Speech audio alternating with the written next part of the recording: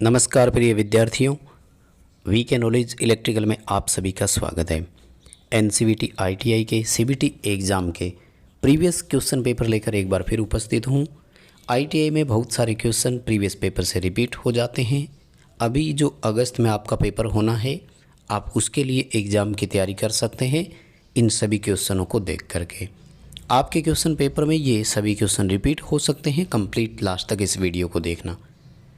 आगे बढ़ने से पहले रिक्वेस्ट रहेगी, चैनल से पहली बार जुड़े हैं तो सब्सक्राइब ज़रूर करें और ये वीडियो अपने दोस्तों को फॉरवर्ड ज़रूर कर देवें। 21 दिसंबर का ये पेपर है जिसमें ये क्वेश्चन पूछे गए थे दोस्तों। आइए हम आज इस पर देख लेते हैं कि कौन कौन से क्वेश्चन रिपीट हुए थे। काफ़ी अच्छे क्वेश्चन है और आपके पेपर में आएंगे, आप अच्छे से इसे कर सकते हैं, अच्छे नंबरों से पास हो सकते हैं।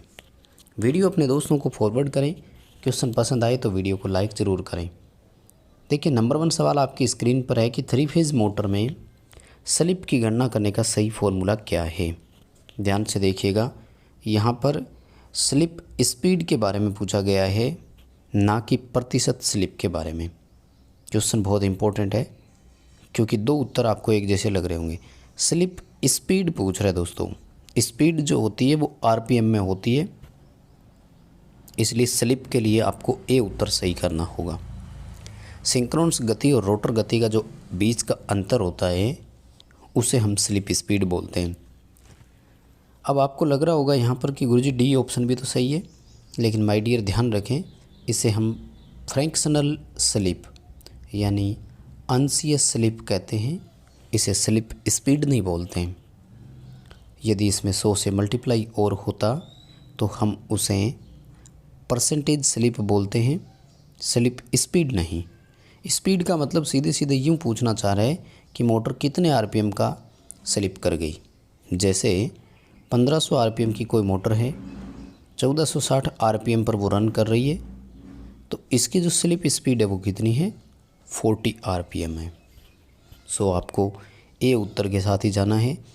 आगे देखिए दोस्तों, सवाल पूछा गया कि कंट्रोल सर्किट का प्रकार क्या है। ये तो मैं आपको पहले भी करवा चुका हूँ, लेकिन ये रिपीट बहुत हुआ था दोस्तों। 2021 के दिसंबर में जो पेपर हुए थे, लगभग हर एक शिफ्ट में है ना ये क्वेश्चन पूछा गया। इसका नाम है इंचिंग सर्किट, हम इसे जॉगिंग सर्किट भी बोलते हैं। और मैंने आपको प्रीवियस वीडियो में बताया था कि इसका उद्देश्य क्या होता है। बारंबार जब मोटर को ऑपरेट करवाना हो तो हम जॉगिंग सर्किट का उपयोग करते हैं। जनरली इसमें होल्डिंग वाला बटन नहीं होता है, मोटर तब तक रन करती है जब तक हम इसको कमांड देते रहते हैं। ये अस्थायी या टेम्परेरी स्विच होता है, जैसे इलेक्ट्रिक बेल का सर्किट होता है, विद्युत घंटी के स्विच के जैसा होता है।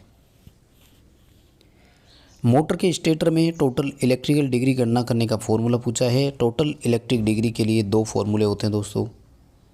एक फॉर्मूला तो है 180 इंटू नंबर ऑफ पोल और दूसरा होता है 360 इंटू पेयर ऑफ पोल के जोड़े।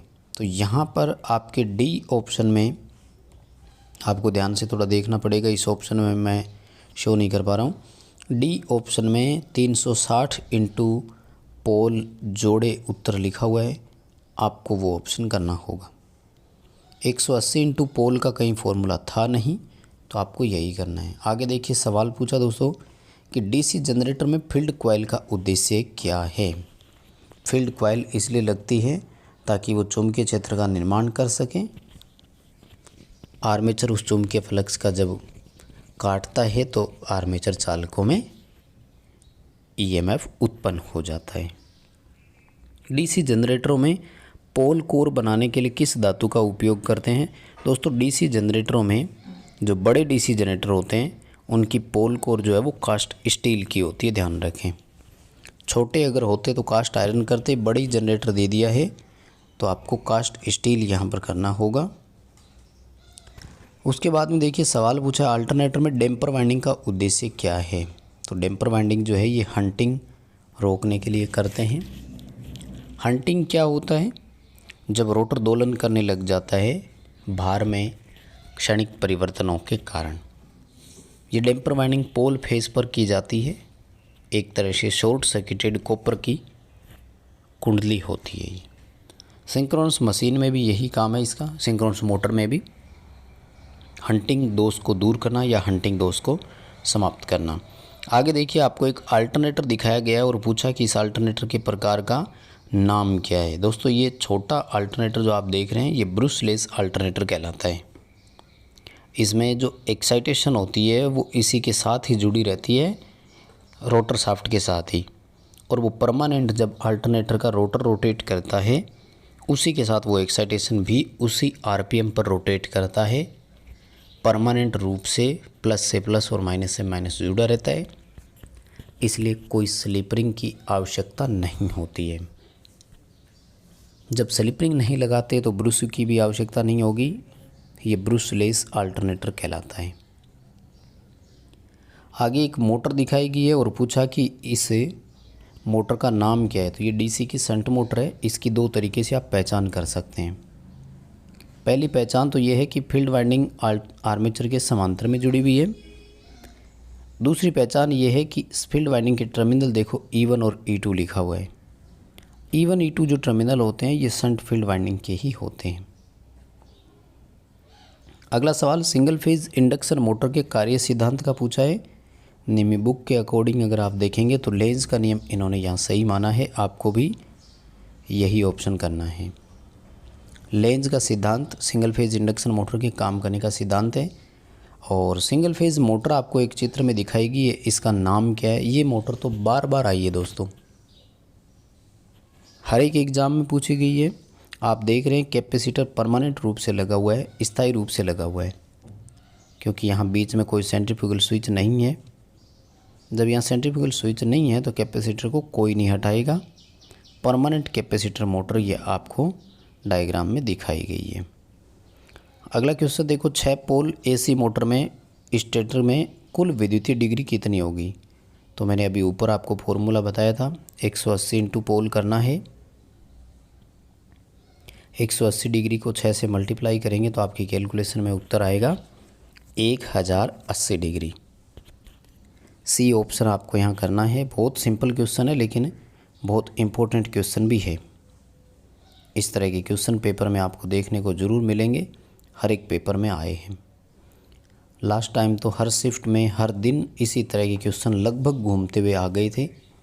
पिछली बार 50 क्वेश्चन आए थे, इस बार आपके 38 क्वेश्चन आएंगे ट्रेड थ्योरी के।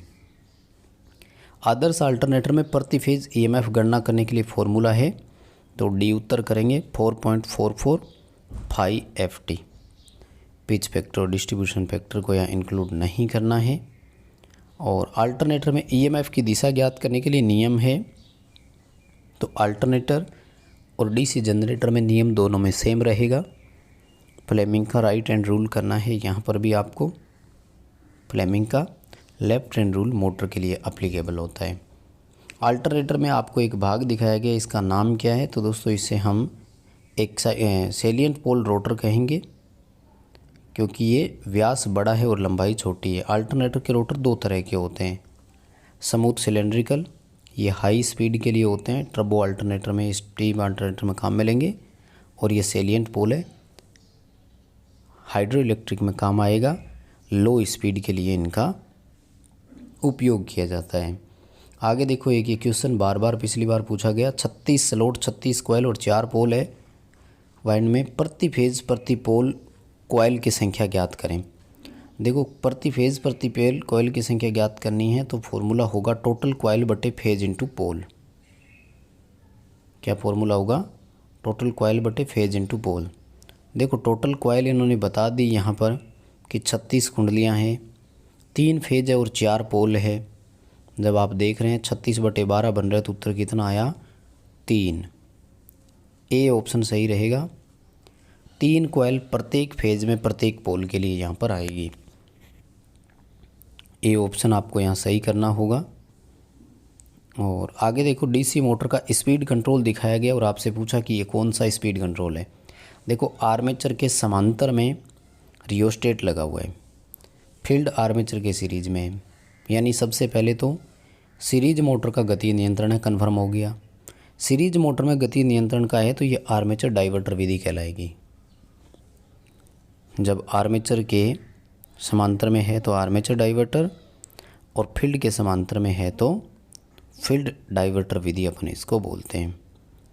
डीसी जनरेटर में फील्ड कोर स्टैंपिंग जो है वो लेमिनेट क्यों होते हैं? एडी करंट हानि कम करने के लिए इनको हम पटलित करते हैं, लेमिनेट करते हैं। बस दोस्तों ये थे आज के इम्पोर्टेंट क्वेश्चन। जल्द ही और क्वेश्चंस का वीडियो लेकर आपके सामने उपस्थित होंगे। ये वो क्वेश्चन है जो 2021 के दिसंबर में, यानी आज से लगभग 6 महीने पहले जो एग्ज़ाम हुए थे उनमें क्वेश्चन रिपीट हुए थे। जल्द ही नया वीडियो लेकर उपस्थित होंगे। तब तक के लिए आप और बाकी वीडियोस देख सकते हैं। चैनल सब्सक्राइब करें, नोटिफिकेशन बेल आइकन प्रेस रखें, जैसे वीडियो आएगा आपको नोटिफिकेशन मिल जाएगा।